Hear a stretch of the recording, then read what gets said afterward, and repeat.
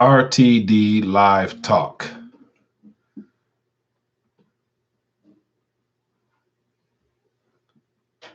So I made an error and clicked the start and stop button at the same time. So I'm going to try to correct this. So I'm doing a live stream a different way than my normal way. So apologize for that little error there, but doing something different as far as the whole streaming aspect. There's a new feature right below the live stream button, so I'm going to try that. But anyway, we are live, so I have a couple people joining. But before I get started, yes, Construct, my bad. I apologize for that little hiccup there. So, but we're live though, so I'll give it a couple minutes because I saw a lot of people were waiting to join. So I'll let people join this stream, and I hope everyone receives a notification that RTD is live streaming. But we will be talking about the spending bill. I want to get everyone's thoughts on that 1.3 trillion, and also see if anyone had time to dissect into the spending bill directly. And so I got the video out late today due to some technical errors on my part. I was actually out of town last couple of days, so didn't get the video out the way I wanted to give people time to be able to dissect it. But I had a chance to cover my portion, that Division 1, Title 1, which is the agricultural part. And that's my very first time actually scanning through and reading a spending bill. And I must admit, I was quite shocked at some of the things that I see our government funding and the size of our government, which is clearly a problem. So I'm going to share, want to share my thoughts with you guys in a minute. Want to make sure I cut my phone on so I can be able to receive calls. But as always, before we dive into the meat of this discussion for this evening, wanted to find out if there's any new viewers and where you might be logging in from around this country or outside of this country. So chime in via chat and let me know if we have any new viewers. I always love to find out if we have any new people to the community here. So if you are new, feel free to share where you're from in the chat and whatnot. And then also, were there any, I call, but I need to save my voice for a later stream. Okay, fair enough. But yet, if you had a chance to actually scroll down below of the video I posted earlier we got Chris Thomas from Texas. Welcome, buddy. Thank you for tuning in. And so if anybody had a chance to actually comb through the spending bill, all 2,323 pages or something like that, I actually got through, I think it's like close to 20 pages or so on my end. We got Black Wall Street from Denver, Colorado. Welcome. Thanks for tuning in. And so a couple people chimed in and mentioned they would grab Title 2 or Title 3. So I want to make sure those individuals are online so they can share what they noticed in regards to this whole spending bill. And then also just get your take in general as to, are you surprised? Were you surprised? Or was it just business as normal in the fact that this spending bill was rushed through and within a 48-hour time span, and no one really took the time to read it? And that's what is concerning to me. And on Twitter, someone posted and shared a comment I made, and they chimed in order to find out what's in the bill, you have to pass it first. And that goes into the Hillary Clinton statement from years ago about Obamacare. And so, as always, it was rushed through, it was passed. And then a decade later, or leading up to a decade later, everyone found out what was in that bill, which is basically higher premiums for everyone involved. So that's kind of like how this situation may turn out. So we have Majari from South Carolina. Welcome. Who else we got here? I saw Randy's analysis. So someone mentioned about another YouTuber who went through several hundred pages. And so I'm not familiar with who she is, but I actually scrolled over there and got a chance to hear a little bit of her commentary. And that's great. It's great that people are actually taking an interest in wanting to know what's inside of it, the spending bill. And so it's just a true sign of how divided our country really is when our politicians, the ones that's elected in office to, handle business on behalf of the public, they don't even read the damn bills. They rush right through it.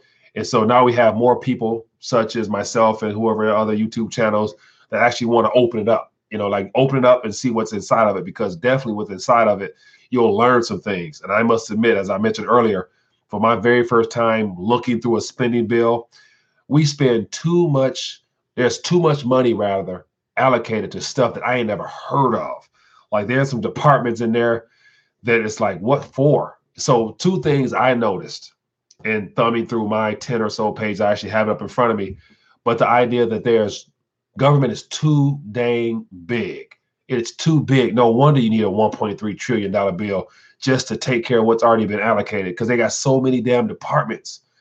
There's a department, let me see, it's called Office of Ethics.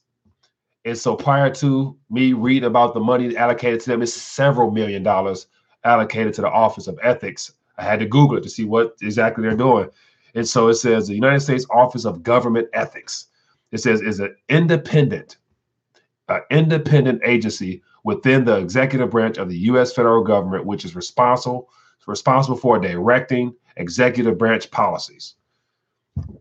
So, I read the definition, but what's the point in having an Office of Government Ethics that receives millions of dollars of taxpayer money? That's crazy, man. That's very crazy. So let me get into some of this. We said, you mean Pelosi regarding Obamacare? Yes, good call. Good call, Bo. Good call there. It was Pelosi that made that statement. Pass it first, and we'll read it afterwards. It says 17 hours to read a bill. It's par for the course, bro. Where you been? Say it again. 17 hours to read a bill. Oh, yeah.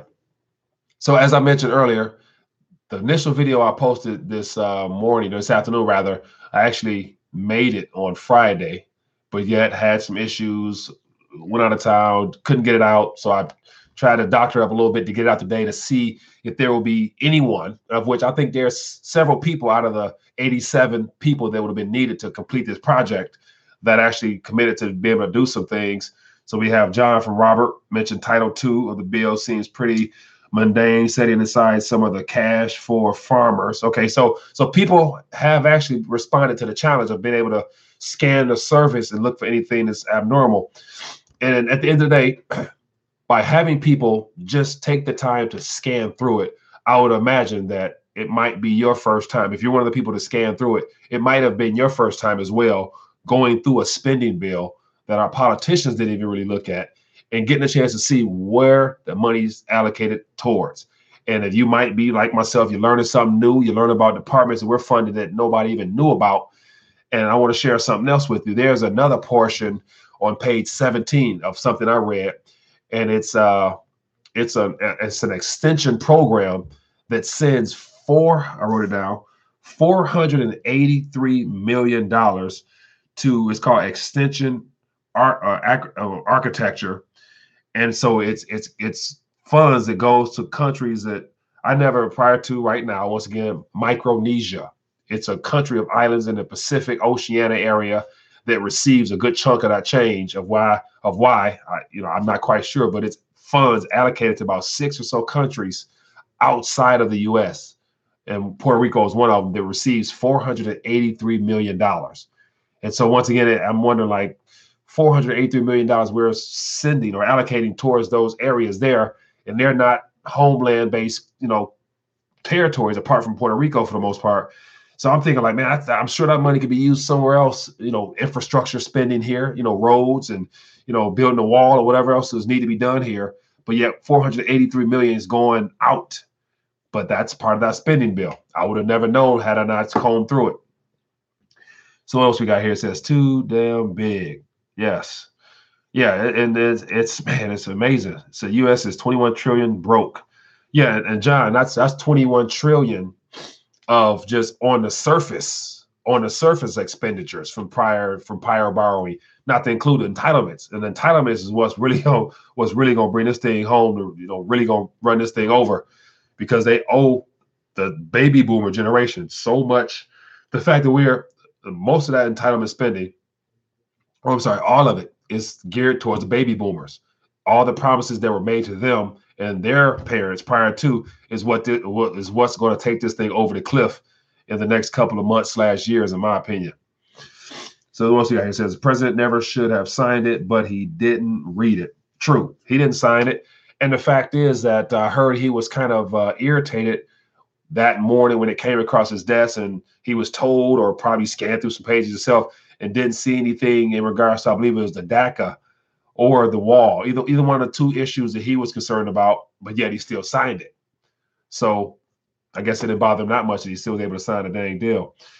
So we have here, wine and fear, cut taxes and spend more, magic money. The U.S. is no longer a nation. It's been a corporation that exists for the interest of its owners. Yep, I do agree with that. And the more the conspiratorial type of information I would come across, I tend to, be more open and receptive towards it. So when I found out years ago that, we're no longer truly operating under the Constitution, we're operating under some dark order type of situation. At the time, I was like, come on now, that can't be real. But after diving into it deep and really going into this monetary stuff, I'm open to understand and pretty much believe anything that's not mainstream. Anything that's not mainstream, I'll probably say it's probably true. So, yeah.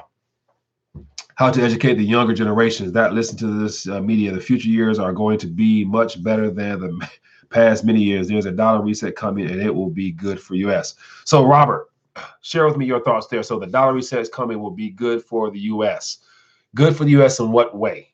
That is what I'm trying to figure out, because that's our national currency. So we're talking about the devaluation completely, or destruction of our national currency, and everyone here saves, invests, and spends that currency.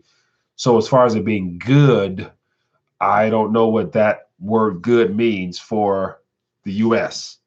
It'll be good for the world because they can begin, unloading those things as they dive into this petro yuan and the idea of gold being reintroduced into the monetary system. But it's going to be very painful for the U.S. once everyone realizes that those Federal Reserve notes are no longer reliable medium of exchanges that they want to even hold for long, i.e. Venezuela. So the U.S. is no longer a nation. It's been the corporation exists. True. Alaska Prepper. Good one. Savings account don't pay much. Very true. Saving accounts, apart from having a large balance, you're still getting 0.01%. I think the national average is 0.01% for a savings account. So unless you're sitting on something heavy that's at risk, if you're above that $250,000 anyway, you're not really getting much. Silver will pass Litecoin price. Oh, really? Dorian Reeves. So silver, silver's going to be a doozy, man. Silver's going to be a doozy. I believe also, I've been hearing a lot of information about Litecoin lately and how people are expecting that really to pop this year. But let's stay on the topic at hand. So anybody out there that perhaps have scanned through a portion or title, and so I think one or two people here mentioned what title they scanned through, what division, what title they scanned through. Was there anything that you may have learned that you didn't know prior to scanning the documentation? And also the link, I'll attach that link there if anybody want to just pull it up. If anybody wants to pull it up and go grab it and begin combing through it for themselves, you can do such. I'm going to attach it. So I just attached the document if anybody wants to click on it and just go through it and see what's going on. I think it's a great way for us to be proactive people, to actually be a part of this whole process of uncovering what might be in there, just for the sake of knowing. Because it's good to say our politicians don't know until it comes across their desk after it's already in play. 0.01%, can I find that in my couch? So basically saying you can find a penny in your couch. Digibyte. Yeah, correction will cause us to be productive again. Very much so. I do agree. And that's the thing, we still have a underlying manufacturing base here. We still got a lot of plants that are empty that are able and willing to be put back online eventually if it required. Because that's another thing with this whole trade war going on now, where we're taxing them with tariffs, they're taxing us back. It's going to get ugly, because it's interesting how we are taxing, or not only are we exporting debt that's depreciating, but we're also taxing them on their reserves that they're holding on our behalf, and they're doing us a favor by continuing to buy treasuries from us or whatnot, whatever they do have in their possession. But we're going to tax that. So imagine loaning somebody some money, knowing you're not gonna get it back, and then they're gonna tax you. They're gonna tax you on doing business with you anyway. So that seems like a lose-lose for the lender. So how much longer would you be willing to sit around and take being, borrowed from, not being able to get repaid back, and then go and get taxed when y'all do business on, on any type of transaction beyond that? Nobody in their right mind would take that for long. So it's just a matter of time before this thing gets ugly, because who's going to sit around and wait? It says server error when they hit the link. Damn. All right. So let me do this. So this is the second time I've tried to post something from this is from the government.gov. So I'm not sure why it's not going through, but what I'll do is I'll post the link to the prior video that had the link in it. Scroll down to the description below and grab that link for yourself if you're interested in grabbing a copy of it just to look through. So hopefully this link here from my prior video goes through. If you can get to this YouTube video, go in the description, you'll see the link. So once again, for whatever reason, in the chat, from me trying to post a link that's good on my end and it's good around the web, doesn't come through. So aren't we lucky that Larry Kutloff will be taking a short breath from snorting coke to help push his economy out of the ditch? Interesting. I don't want to respond on that because I'm not familiar with that one. It says yuan futures started. Report from Bloomberg futures in Shanghai are about $3 a barrel higher than. Ooh, really? Yeah. Yuan futures. Let me pull that up. So yeah, as of now, it is 9:51 a.m. in China, in Shanghai. China is about to shake up the oil futures market. Says Beijing nixes income tax for foreigners trading. Yeah, China's first year ever yuan for a few. Yeah, so trade is underway in the yuan, Chinese renminbi. So as of now, so basically we're as of right now, today, this moment, it's even for us, but it's morning for them. I bet you their business district over there is booming. And so you have countries all around this planet right now, probably on the horn at the computer, getting involved in yuan's futures. And it's going to be interesting to see how this goes, because if the price there continues to outdo the price of what our oil market is rigged at, there's going to be a collision. It won't be pretty. Exactly. It's better to hold coin versus paper money. I agree. And at the end of the day, if you don't hold it, you don't own it. So I want to hear some more thoughts on anyone out there who actually read through or scan through some of the documentation. Anything you came across is quite odd. So for me, it was just the fact that I saw several agencies that I did not know existed, and they all were receiving multiple millions. So I would say just in the agriculture portion of maybe 10 to 15 pages, there was at least $1 billion, maybe $2 billion allocated just for agriculture, of which it included marketing. As I mentioned, the Office of Ethics.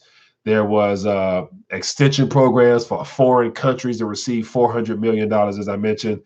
And so there's salaries, there's contracts, there's even portions in there for the Native American funds and all types of things that I'm like, it's a waste, in my opinion. I'm not in those agencies, and I know people worked in those agencies depend upon their salaries and whatnot, but a lot of those agencies, after seeing some of the names, can be done away with. So if you do away with a third of the agencies just in the agricultural portion, that right there could literally save our country a lot of money, or we can reallocate some of those funds to things we actually need to get taken care of. But yet, unfortunately, they're just going to create more programs for studies and research and contracts, and it's just a waste.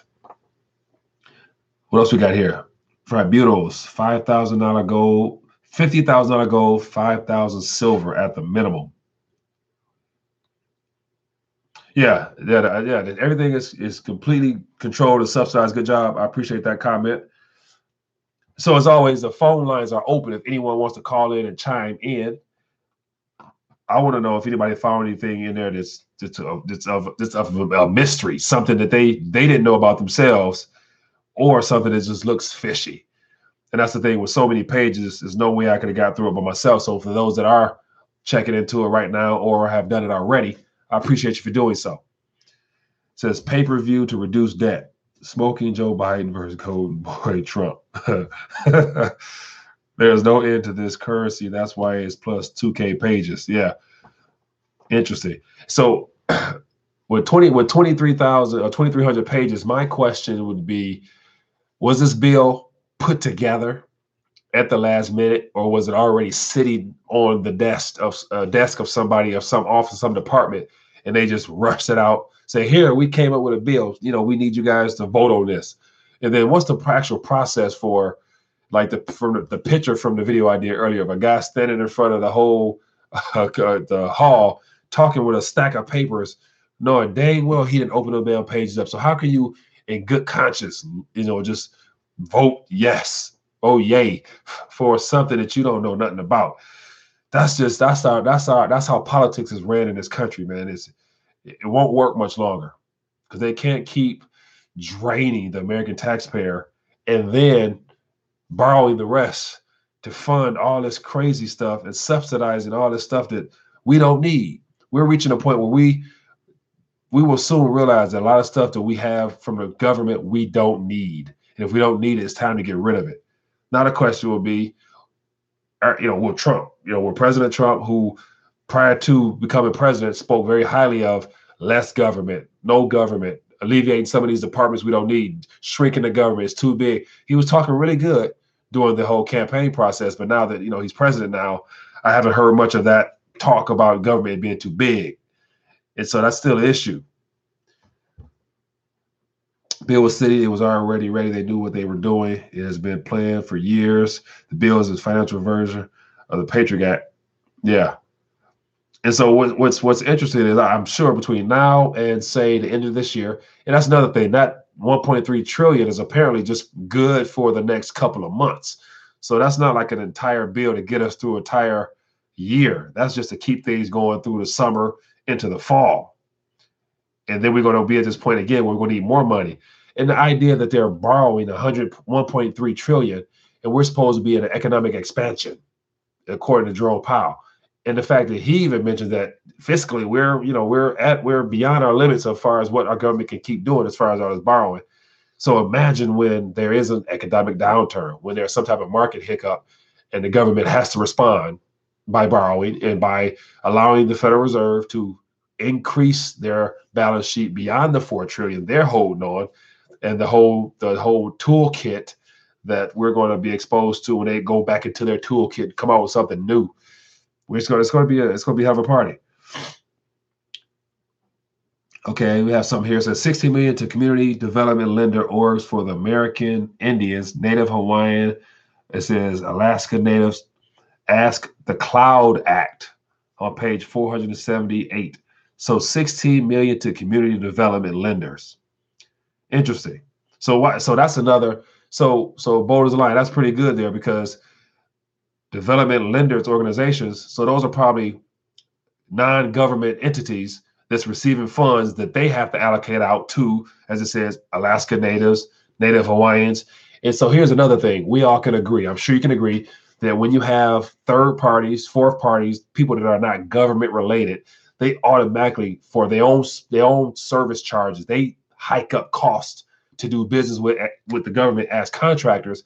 So it's good to say that those funds may not even be going to the Native American / Alaskan Native funds, just because whoever that development lender organization is, whoever they are, they could be some type of friend of a friend, work out of his basement with the LLC, saying that he's, whatever, we're operating on behalf of the Native Americans, Native Hawaiians, and pocketing all that money.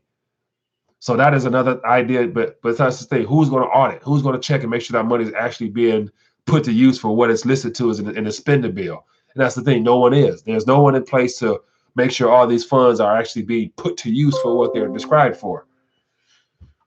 So, i.e., the Cloud Act. Oh, we say so. The Cloud Act is not mentioned, not related. But still, what is a Cloud Act? I'm sure prior to reading that, Bo, you probably never heard of that. I never heard of that. And then there's all these third parties that are a part of the government funding.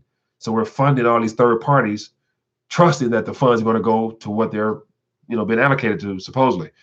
Just stuff that's real questionable. Federal Reserve balance sheet doesn't account for trillions owned by the Exchange Stabilization Fund. The fraud will continue indefinitely. Yeah, and that's probably going to be likely, that extra funding account, Exchange Stabilization Fund, true. But eventually, I don't know what their balance sheet is. I don't know if you can actually check and see what is actually in that fund.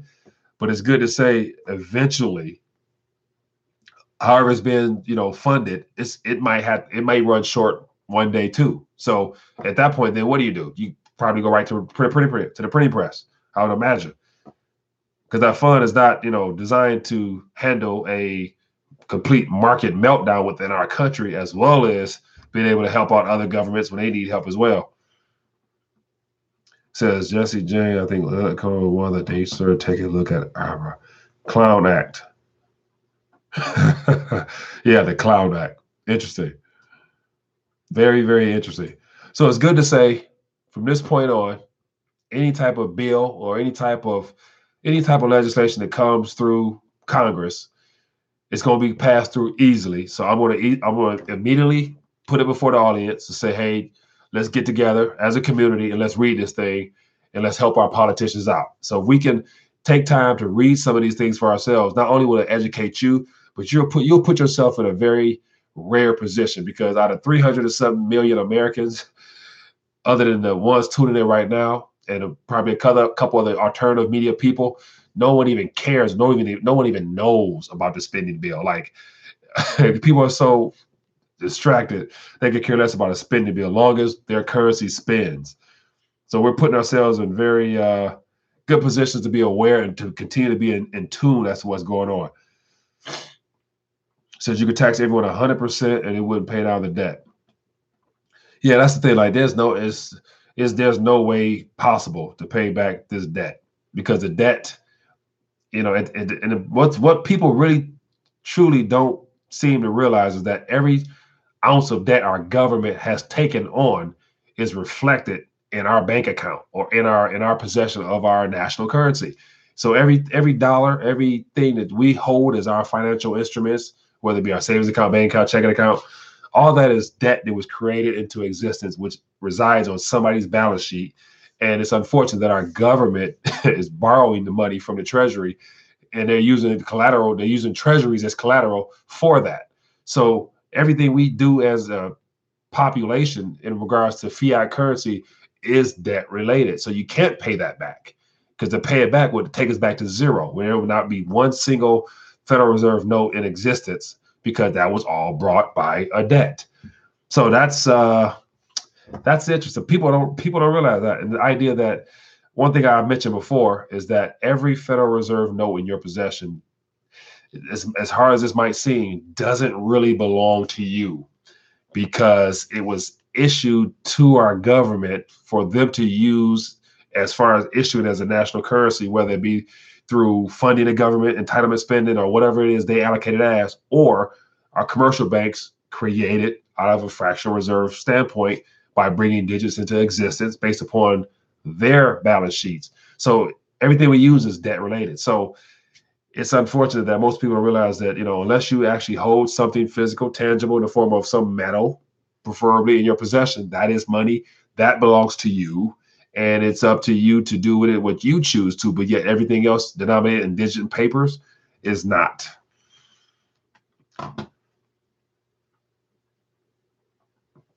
Preppy Hood says, Mike, shout out to the book, bro. I read it twice. I need my medals in my hand.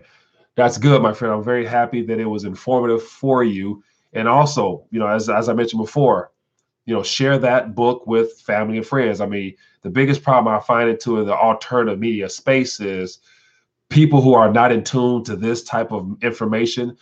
They follow that conspiracy bandwagon of saying that these people, they're just, they're truthers, they're conspiracy theorists. That's what this type of information might be called, not realizing that it's just an other side of the mainstream narrative. So positioning information in front of them gives them the chance. It's the best way that we can help people wake up by saying, hey, just take a look at this, scan through it, let me know what you see. And I try to put the pictures in there to make it visually visually pleasant, so people can see graphs and pictures. Like the biggest graph I think that it is in there. Not only is it Samuel L. Jackson's picture of that cash back for spending, which is crazy, but the idea of the dollar has devalued over the last 100 plus years, the nominal price of gold has gone up, and the same way with silver. So those two metals, they can't go to zero. It is not possible. So knowing that it's not possible for them things to go to zero, you'll be very wise to grab something that cannot go to zero and can only go up in value. But a lot of people don't realize that it's money, unfortunately. True money. Bank of Canada, we say this is the truth. By 2020, I expect at least gold to be at 9,000 and silver 1,000. Gregory May always says, watch the bond market. Yeah. What about copper? Copper is very valuable. It's, copper, it's a monetary metal as well. It's just, the fact it's so plentiful, it tends to require a lot in your possession to actually get something of true value out of it. But having it is legit. And also, I think I want to say nickels. Our actual nickels it's the only coin in circulation right now out of the penny, the dime, the nickel, quarter, $50, all the stuff like that, that's closest to its nominal and face value. So the actual cost of the chemical or of the metal inside of that nickel, I think it's 4 cents, or no, it's 5.5 cents. I'm sorry. I think it costs 5.5 cents to make a nickel. So basically holding on to a nickel retains its value metal wise as well as its face value wise. Every other coin after that is, nowhere near its face and nominal values based upon composition. So something to have in mind. Just have a bag of nickels could serve you well. So I hope it's that much. I just started buying silver. My wife thinks I'm crazy. Yeah, my friend, as far as bringing family and friends on board, best thing to do is to just mention to them Zimbabwe, mention to them Venezuela, let them watch a couple of videos of people scrambling and walking around with big wads of cash and tell them that's happening. One's happening now, one happened a couple of years ago. And so that's what's happening in those countries. And hopefully just seeing people in this day and age suffering in that regard there should probably shine a little light and say, hey, honey, this could possibly happen here on a very extreme case, but it's happening in other places. It's happening in other places. We did the same thing Rome did to the denarius. Very true. It said meta materials are good to replace silver and gold industrial use. Meta. Old nickels. I want to say the older nickels definitely, but even I haven't checked until lately, but I believe that the composition of nickels in general are still, because I want to say they want to do away with nickels because it costs more chemical or element wise than it is to actually sort of debate. I think let me say, make sure I'm saying this right. I think they're losing money on making nickels still because it's not profitable, because the chemicals, the elements inside of it, I forgot the composition of the nickel, but whatever it is costs more to make than it is in face value. So it's just a matter of time before they do away with change in general, especially if the whole cashless society thing comes into play. That's an excellent point, Mike. We know change your percent of crypto. It says, no, I said, let me see here. It says, Mike, we know you change your perspective of crypto. Why do you think the federal government has refused to shut down the exchanges? Good question, Jesse James. I haven't really changed my perspective on cryptos. I've just never been one to put all my eggs in the concept of having the cryptos at this early stage. So I still do believe it has value. It's still something worth exploring just because they're not going away. And so the fact there's a lot of altcoins that I believe have a lot of promise and they're very cheap. So I think at the end of the day, all those altcoins, there's 1,500 or so, some are scams, but a good chunk of them will be legit. A lot of those Federal Reserve notes is already in play now. Come this next bull market for those cryptos, all those notes are going to flood into the altcoins again, like it did before. And so it's going to be a lot of opportunity to make a lot of good dollars in regards to crypto sake. But I'm always of the mindset, once again, if you can't hold it, you don't own it. And I'd rather stick to what I do know and what I come across as being something worth hanging your hat on in the case of some type of monetary restructuring, which we all can agree is underway, especially what's happening out in China. So cryptos would be a good way of speculating with some paper, but yet I would save with metals ultimately. And then on regards to the exchanges, I believe that the exchanges will eventually be regulated. Every exchange operating in the United States of America will be regulated, just because if you look at what Trump's doing now, or what's happening position wise, and the great examples will be with the executive order on the Venezuelan petro coin, where United States citizens can't participate in that ICO launch. And then I actually read something else. I meant to do a video on it where there's the U.S. Treasury. So that's basically Steve Mnuchin. I think they're since the blockchain and cryptos are considered assets now, they're going to treat them as securities, which means they're going to have to fall under the guidelines of conventional financial instruments, which requires regulation. So it's good to say that they're going to begin looking at the crypto industry as a way of gaining extra revenue themselves. So they're going to have to tax exchanges, because that's the only way they can keep track of who's getting in, who's getting out of fiat currency. So they're going to have to do that, which is going to be a good thing for the cryptocurrency market, because there's going to be the need to go around exchanges. So new innovative ideas of, on the chain exchanges coming about, which is going to be great, because you will no longer need a third party. So that's going to be good overall. But there's also, I'm not sure if you guys had a chance to check out, but there's a study, or I believe it was Eric Snowden, if I'm saying that correctly, mentioned that through WikiLeaks that the NSA years and years ago were developing software or a program or something to track everyone who's using Bitcoin itself. So they may even have technology out here where they're able to track addresses at a very fast pace to keep tabs on who does what, whether it be through your wallet. Oh, another thing. Okay. I have the article. I haven't put it up yet, but there's an article where they're going to regulate via wallet addresses. So U.S. Treasury is about to or already have in play Bitcoin users who probably have large balances. They're going to be tracking according to the wallets. So basically, they're going to do something with wallets. So they're going to put restrictions on wanting to keep tabs on wallets, people who hold large amounts of cryptocurrency. So the ones that are not private, those that are not able to be hidden as far as the transaction history, they will probably be tracking those via your wallet or your cell phone, your laptop, or whatever, because they can just see it because it's open source. So all the open source coins that are not encrypted or privacy are subject to being tracked at the end of the day. So that's another way that they can regulate the market in and of itself. So there's a lot of ways that they're about to, by the end of this year, we're going to have a nice long list of things that they are involved in. And it will probably be too late, in my opinion, because there's going to be so many things available off chain that will be very beneficial. So we'll see. It says gold is money of kings, silver is money of wealthy, credit is the money of slaves. It says will be very difficult for them to regulate Waves platform and BitSquare's decentralized platforms, plus many others. Very true. That's the thing. Like, as far as regulation and just the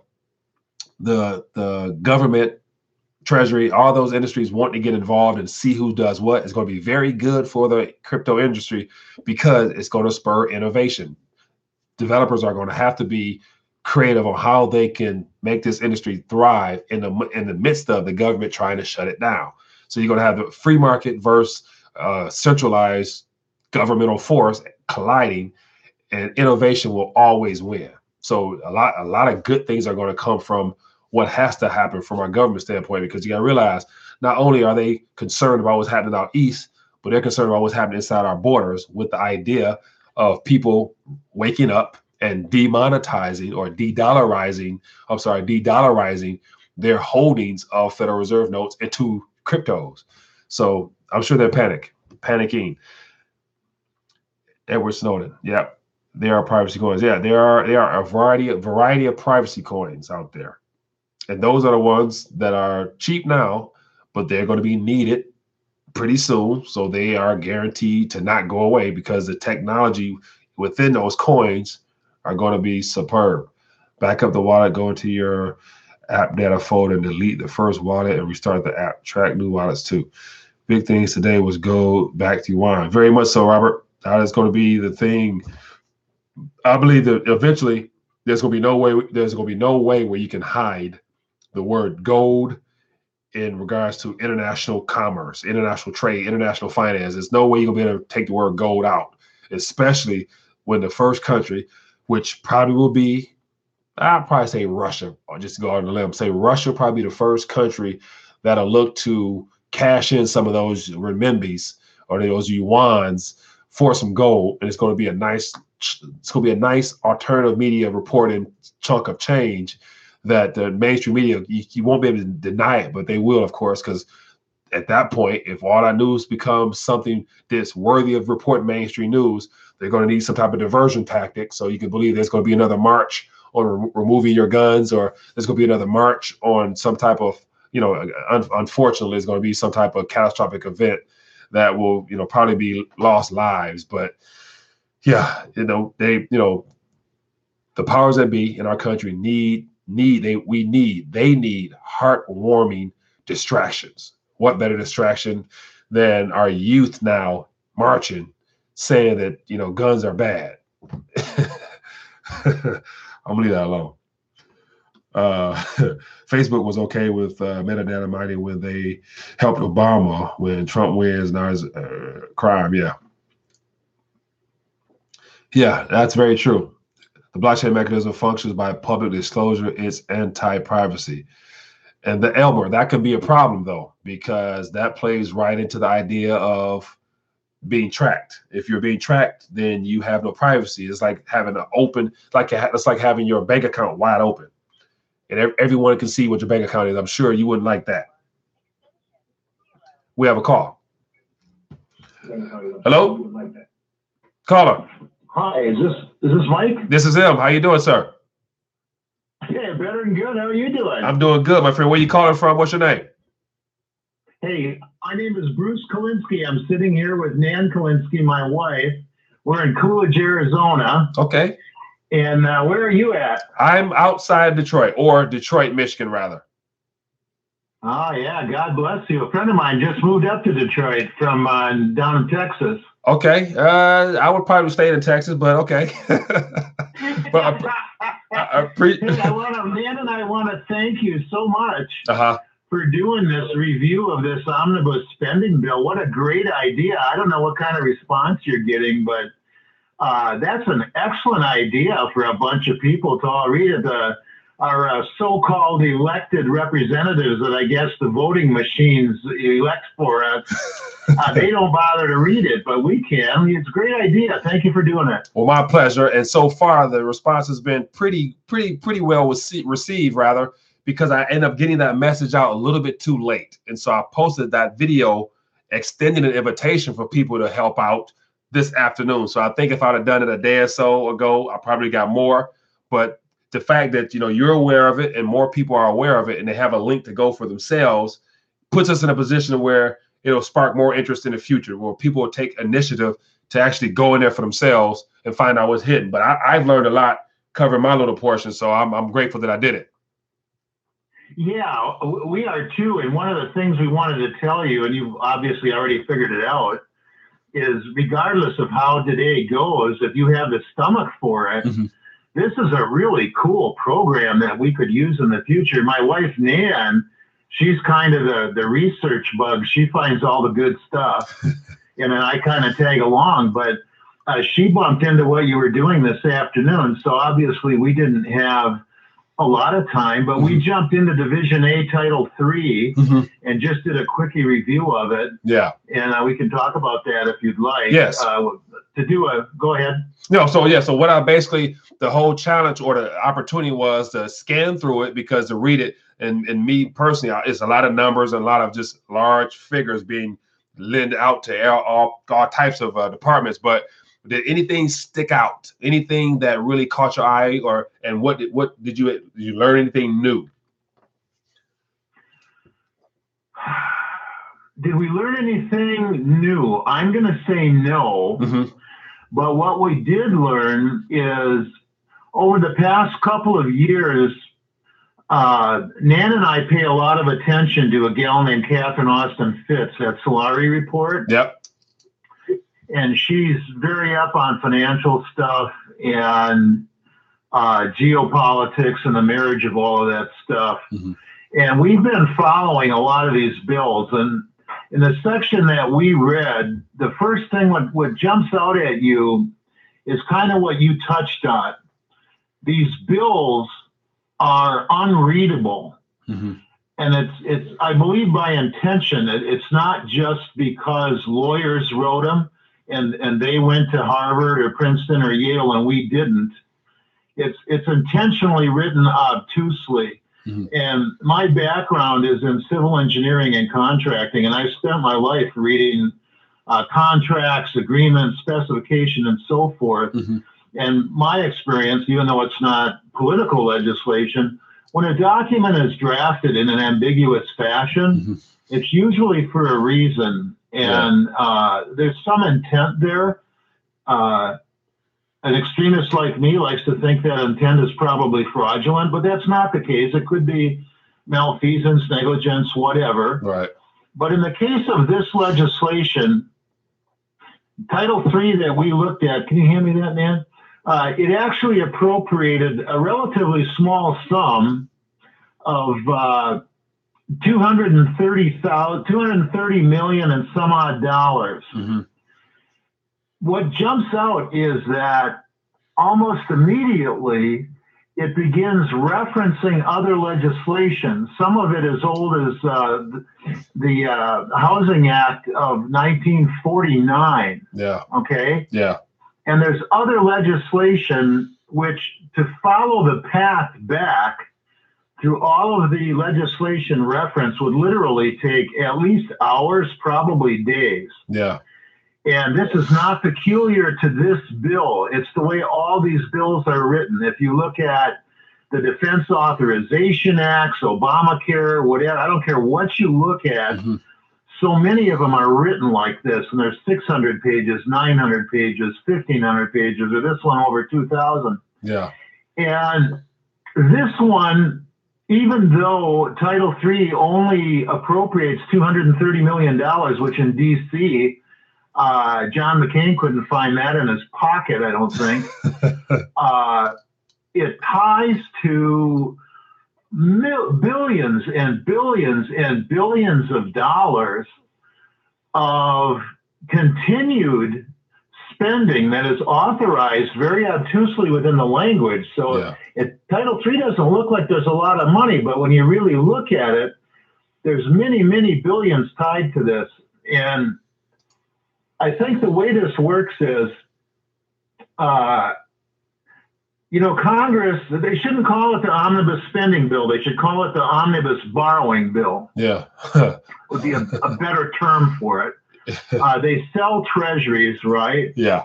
And then pension funds, for example, buy those treasuries. A lot of other people do, but pension funds are a big purchaser of those treasuries. So now the government's got the money, and that money goes leaping out the back door of Washington, D.C. And these billions and billions of dollars that are very obtusely covered in here, and with almost a complete lack of specificity, that money's not waste, Michael. That money, the large lion's share of it, is fraud. Yeah. It's going to people that are connected to people that are connected to people, and they're all paying each other off. Yeah. And yes, there are crumbs that leak down to the lower income stratas in rural America who serve as the justification for Title III of this bill, but they get crumbs. I guarantee you the lion's share of this money, it's untracked, it's not accounted for, and it's going in somebody's pocket, and it's not waste, it's fraud. Yeah. And what I see in this bill, and what Nan noticed right away, is we see this in bill after bill after bill, not just this bill, and that's what jumped out at us, is what appears to be needful, well-intentioned language by serious representatives, you know, representing America. And what they're really doing is handing we the people of Main Street a piece of paper that assigns unimaginable levels of debt to the public balance sheet in Washington, D.C., and at the same time, somebody somewhere, private entities, are accumulating enormous amounts of assets on their private balance sheets. Yeah. So they're saying, hey, look, we don't have enough money for Medicare, for Social Security, for whatever other thing you want, to Medicaid, whatever it is, for the troops, for the Veterans Administration, for whatever it is. But in fact, Mark Skidmore at the University of Michigan with his graduate students has now uncovered over $21 trillion missing since 1998. And this is not conspiracy theory, tinfoil hat nonsense. Yeah. This is $21 trillion documented by inspectors general annual reports, audits done, and the $21 trillion is for DOD and HUD. I bring it up because HUD is tightly tied to this Title III legislation. Okay. And HUD has functioned for decades largely as a narcotics money laundering operation, all right, as well as tax dollar money laundering. Yeah. And so it's all tied to this system. In our response to our question on your YouTube site, we put a link to the Solari report documentation of the 21 trillion that's missing. Okay. Yeah. That 21 trillion. Go ahead. No. So yeah. So I'm familiar with. I've heard about it. I haven't looked into it. So I'll definitely take some time and look into that documentation because, you know, all the stuff you're mentioning it sounds I see exactly where you're going with this and how it's all interconnected and tied in because it's coming out of our taxpayer dollars, but it's going to some private account for somebody that we have no clue about. So yeah, I see where you're going with this. Exactly right. And in Washington, they do all this divide and conquer nonsense, and they got all of these NGOs out there going, "Oh, I'm a white guy, right? So I got to be mad at the black guys, and you got to be mad at me, and we got to be mad at the gays, and the gays are mad at the heteros, and everybody hates Trump and loves Clinton, or vice versa, and it's all BS. Yeah. Let's look over here at this crap while nobody looks at what is really going on in Washington, D.C. The fact is, you could make every failed pension plan, every bankrupt pension plan in this country whole with somewhere around $5 or $6 trillion. Yeah. You could pay off every residential mortgage in the United States, whether it's in default or healthy, with $8 trillion. Okay? Yeah. There's $21 trillion missing, plus another $27 trillion that the TARP bailouts turned out. That's $50 trillion just about.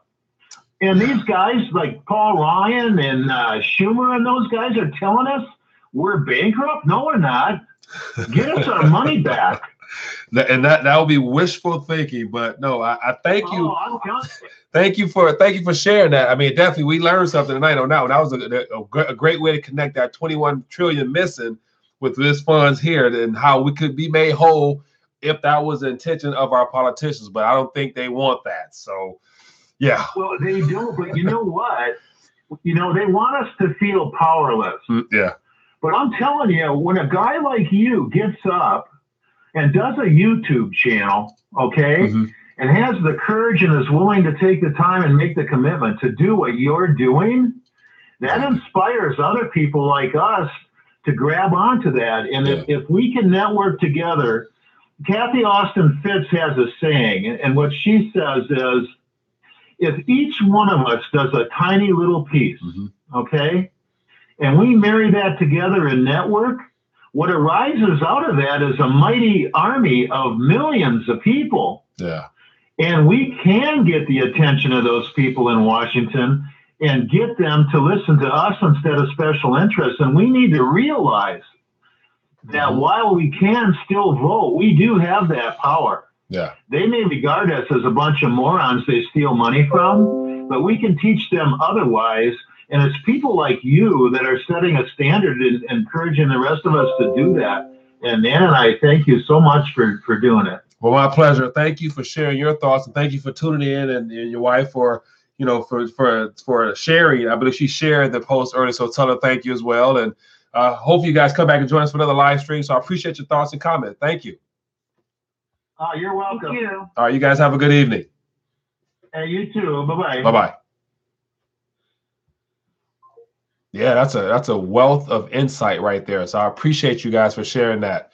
Man, that's some good stuff. Like if the plan was to do things right by the public, then that 21 trillion that is missing or been used for whoever knows who, God knows what, if that was if they really cared enough to get this country, to make this country great again, they would find that money or reallocate that money towards taking care of some of our debt, because that 21 trillion can easily knock off the national debt and show our creditors that we are able and wanting to try to make things right. And it wouldn't be such of a push on the Eastern nations to get away from the dollar so fast if we show that we were able to be responsible for our status as current reserve currency of the world, which is, it seems like we might be losing that as of right now based upon what's happening out in China. So, but anyway, thanks for calling in and sharing that insight. So what else have I missed in the comment section? Can I post a link? So which link are you referring to? You're referring to the link for the spending bill, or what exactly? So I like to start the reading, but need a link to the bill. Okay, so watch this. There was a problem with me sharing the link directly. But what I did was I actually shared the video that I made earlier that has a link in the description. And I believe that YouTube video was allowed to go through, because whenever I attempt to send some external document or something through this chat, it never gets through. So click that link I just sent, and in the video description, there's a direct link to the bill that you can read for yourself. People was telling me, let me see what else we got here. I said, all right, start reading, but okay, what else we got? I'm waiting for the Tether airdrop. I would definitely get out of Bitcoin, buy some of the land and some of the physical. Yeah, as far as the crypto space, it looks like, a good chunk of the conversation is geared towards cryptos now. And so here's another way of looking at the whole crypto space. And so we all can agree that the fiat currencies around the world are going to vanish based upon just monetary policy. It's built into it's a fundamental flaw in monetary policy in general, because the only way monetary policy can remain intact is if there's credit being extended and debt being taken out by somebody, i.e. our government. So as long as our government will be debtors, the creditors, the Federal Reserve Bank will always be lending. So they're always going to create. So the money supply has to increase. And now prior to the last Great Recession, the monetary base was somewhat steady as far as it being manageable with how much ever was created per year or whatever. But due to the Great Recession, they had to create an excessive amount of trillions to kind of keep the system somewhat afloat or to patch up what was already crumbling. So they increased the monetary supply extremely. And so $4 trillion sitting on the Federal Reserve's balance sheet, ain't no telling how much was created by the banking sector through just credit extension. But yet the idea that the monetary base will increase rapidly pretty soon. This next market downturn, they're going to increase their balance sheets more, because they're going to have to buy, they're going to probably publicly, openly buy stocks with no questions, hands down. They're probably gonna have to get into the same thing the EU doing right now, buying corporate bonds, buying any type of debt they can buy. They're buying it. We all know the EU's doing it. We assume and speculate that the Federal Reserve has done it, or doing it, but they're going to openly buy stocks. They're going to openly buy any type of junk bond, any type of thing anywhere, just to pump some liquidity into this market. And all that liquidity will not just go to the stock markets. It's going to go to cryptocurrencies, gold, silver, all that stuff, because people are going to be aware of the fact that you can't continue to hold dollars or invest in inflated houses, inflated stock markets, inflated this, inflated that. They want to go to what's not been inflated yet. So metals, cryptos are going to inflate in nominal price. So all altcoins are going to rise sky high, nominal terms, which sounds like a good thing, but yet you got to consider the environment they might rise in. And so if there's somewhat stable market conditions, there won't be no hyperinflation around us for the most part initially, but eventually that higher inflation will catch up along with the price of cryptos going up. So it might end up being, Bitcoin could be 100,000, but the dollar is not worth anything. And we have similar conditions to say, somewhat of Venezuela, where it takes, $10,000 to buy, something from your grocery store type of inflation type of thing, to where 100,000 Bitcoin won't be all that, exciting if there's hyperinflation around you. But initially, it's good to say all coins are going to rise, Bitcoin's going to rise. So having that in place of having Federal Reserve notes to me sounds like you can't really go wrong, because it's good to say Bitcoin won't go back to zero in an environment where monetary policy guarantees an expansion of the money supply. So just my little 2 cents. Says, okay, as Bretton Woods, the dollar was made the reserve currency of the world. So will there be another meeting to declare the yuan the reserve currency of the world? Matter. Good question there. I don't think there'll be another meeting directly.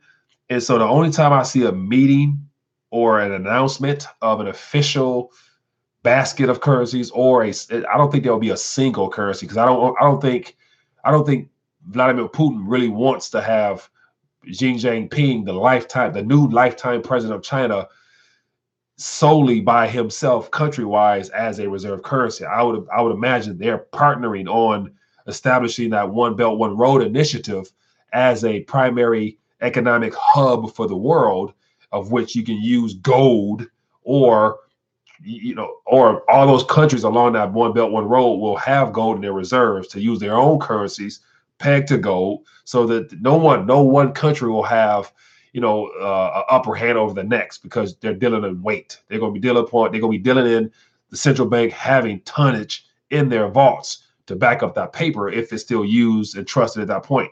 So I don't think it's going to be a one world currency right away, but there will be, one down the line, because the Bible tells us that. So that's kind of baked into the cake. But I don't think there's going to be one world currency in the near future, just because, the dollar will still be around, won't be reserved, but it'll still be around. But I think the next meeting will be the announcement of some type of war, or probably more likely some type of war. Us going to war there, this whole China-U.S. trade war heating up, becoming a hot war, or some type of cyber situation with us blaming Russia or something like that. It's going to be a national public announcement of some type of war, unfortunately, to distract us from what's really happening in the money realm. And all this is about the money, like follow the money. All the gold is in China and Russia. So that's going to be the U.S.'s primary argument, is the fact that they're causing problems in our economy, or their tariffs and deficits, whatever they're going to use as an excuse. But it's about the fact that China is positioning themselves as the monetary power of the future, and the U.S. is not included in the plans. And the One Belt, One Road initiative verifies the fact that once that thing is up and running, all those nations that are third world status will now be ushered up to the second world, possibly even first world. And out west, where we're at in the developed world, we're going to have a lower standard of living. We're going to get back to producing and made in the U.S., all that stuff like that. But we're going to ship it out to the One Belt, One Road countries. They're going to be living high off the hogs and having the comforts that we have now, I believe. Ricks, Mike is right. We're in war. Look, Zane says SDR will be world reserve currency. The SDR is a Western Hemisphere idea. So apart from the United Nations, World Bank, SDR, IMF, all those institutions that came about from the Rothschild conglomerate family, Rockefeller type of organizations. I'm not sure 100% that Vladimir and Xi are on board with the SDR becoming a world reserve currency, just because it takes away control from them once again. And I believe they want a bigger say-so in the monetary system. So I don't think they'll fall for the SDR. And if they do the SDR, it'll be something that we use on the Western Hemisphere, because it's good to say with this yuan gold-backed futures that they're going to use metals out east. And using metals out east, I don't know if there's enough gold in the SDR calculation to really justify the Western Hemisphere nations getting involved with that, because I don't think they got gold like that. The national debt scam, this is what happens when you get off gold, silver, by gold, silver, hold it in your hand. If you don't hold it, you don't have it, you don't own it. That's very true. Very, very, very, very true. Says, what happens to the EU states? EU will crumble. It was doomed to fail from the jump. You got 19 countries, all of them dealing with their own internal issues. All of them, there's so many cultures, so much. It wasn't designed to work, because you can't take all these issues. Everyone has their own amount of debt. Everyone has their own cultural differences and biases and hate against each other, and put them under one monetary system. Yeah, as you can see, it's not working, because you have so many countries now, i.e. the pigs. We have Portugal, Italy, Greece, and Spain, and all the pig nations. They're going to be the primary reason the EU falls apart, because all those nations are heavily indebted, and they have one currency, and they can't print it themselves. So they have to literally continue to borrow just to stay in the EU. Swiss francs are now backed by Google. Interesting. Why don't we use Google? Says Jesse J, hey Mike, we appreciate your efforts. Litecoin is yours, my friend. Check out Mike's allocation photograph. All you red pill eaters, Ireland and Greece. Ireland, yes. So it's P, I think it's PIIGS. And Ireland, I think, is that one. Thanks for mentioning that. Droidy too heavy. How can we carry a stack load of coins? Yeah, and that's why I think that there's going to be an initiative to utilize the blockchain to tokenize tonnage or physical weight, to where they're going to link the blockchain and metal together. And speaking of which, there's a company that I'm working with pretty soon that I'm going to address to the public, that works along with another precious metals industry company that I utilize, that have some pretty nice things coming up, and it's just being released. So I want to make sure to mention it when it's time, but it's something that I'm involved in that I think will have a lot of potential. So there will be opportunity to link the blockchain to metal, and it can work. And I think I wouldn't put everything into it, but I believe in diversifying and having things spread out to where you'll be covered. Easily confiscatable items are lower on my lists. Love silver and gold, but only as a possible fashion item. Yeah, I don't wear. I wouldn't wear my metals like that. Too heavy. Is that load? No, it is not. I'm familiar with that, but it's not that.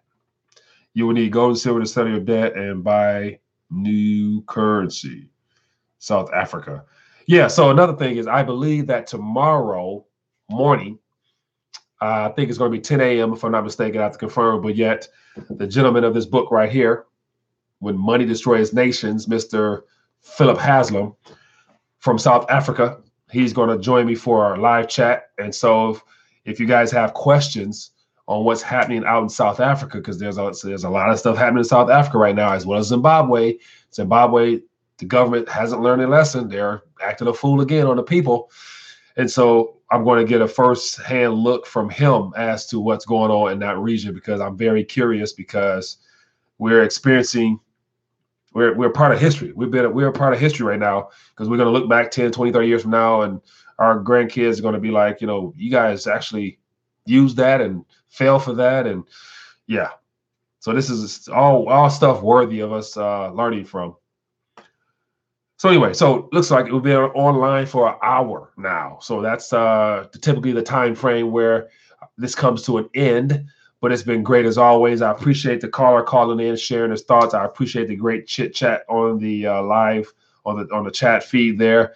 As always, I'm gonna, after this video, if I think this will be a normal video to post to my website or to the page, you'll find more links to the ebook, 5 Reasons to Hold Precious Metals Before the Next Recession.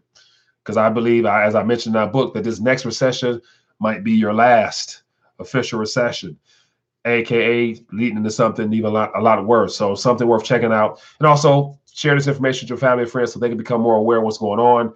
Other than that, everyone have a good evening, and we will tune in tomorrow morning, hopefully, with a guest. And so what I'm thinking about, and this is another question I want to ask you guys. We got about 100 or so people tuning in. I'm looking to do a 30-minute, 40-minute check-in, probably during a weekday, and turn this into a real talk show where I want people to call in. This show is entitled A Voice for the People. So I need voices, actual voices calling in to get active with this. So let me know in the comment section, or chime in just via in the chat stream right now, or in the comment section on the channel. Let me know if you guys want to get together 2 or 3 times during the week. I would definitely love to do that, because I really enjoy having a chance to speak directly with people on the phone, as well as getting a lot of great commentary from you guys in the chat. So we have a very great, good community here, and I'm excited to be a part of this. So anyway, everybody enjoy your evening. I'll see you guys later. Be safe.